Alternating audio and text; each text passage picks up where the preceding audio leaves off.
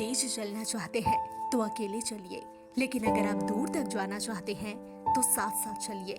यह शब्द हमारे लिए नहीं बल्कि यह शब्द है उद्योग जगत के उस रतन की जो अब इस दुनिया में नहीं रहे, लेकिन उनके विचार, उनके आदर्श और भारत के लिए उनका समर्पण सदियों सदियों तक याद रखा जाएगा।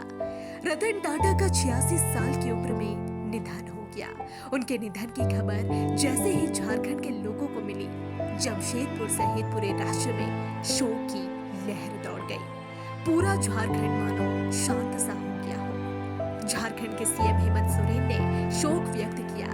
इसके साथ ही उन्होंने झारखंड में एक दिन के राजकीय शोक की घोषणा की है। रतन टाटा का जन्म 1937 में हुआ था। उनके पिता का नाम नवल टाटा और माँ का नाम सोनू था। सिर्फ 17 साल की उम्र में रतन टाटा अमेरिका के न्यूयॉर्क की कार्नेल यूनिवर्सिटी में पढ़ाई शुरू की और यहाँ से इंजीनियरिंग की डिग्री हासिल की।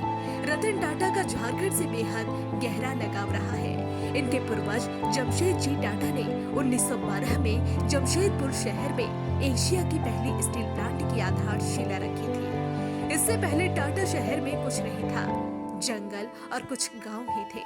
लेकिन जब प्लांट की आधारशिला रखी तो देखते ही देखते पूरे इलाके की तस्वीर बदल गई और जमशेदपुर जैसे छोटे शहर को मिनी मुंबई कहा जाने लगा। बता दें कि रतन टाटा जब 1962 में ग्रेजुएट हुए तब उन्होंने अपने करियर की शुरुआत जमशेदपुर से की।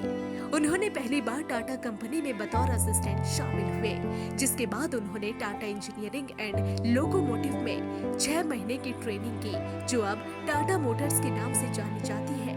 इसके बाद उन्होंने टाटा स्टील में काम किया। रतन टाटा ने न केवल कंपनी का विकास किया बल्कि जमशेदपुर को सब कुछ दिया, जिसके लिए झारखंड हमेशा से उनका ऋणी रहेगा।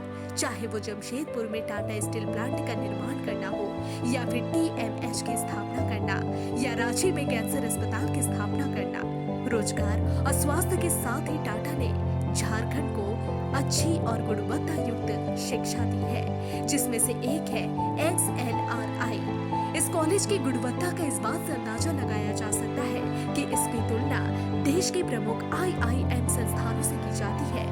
टाटा समूह के प्रयासों से ही RIT की स्थापना हुई, जिसे बाद में सरकार ने NIT का दर्जा दिया है। उनके निधन के बाद न केवल झारखंड बल्कि पूरे देश में एक शोक की लहर दौड़ रही है। उद्योग की दुनिया जो देश को आगे बढ़ाने के लिए दिन रात काम करती है, आज बिल्कुल शांत पड़ गया है। देश के प्रधानमंत्री हो या फिर राष्ट्रपति, सभी ने शोक व्यक्त किया है।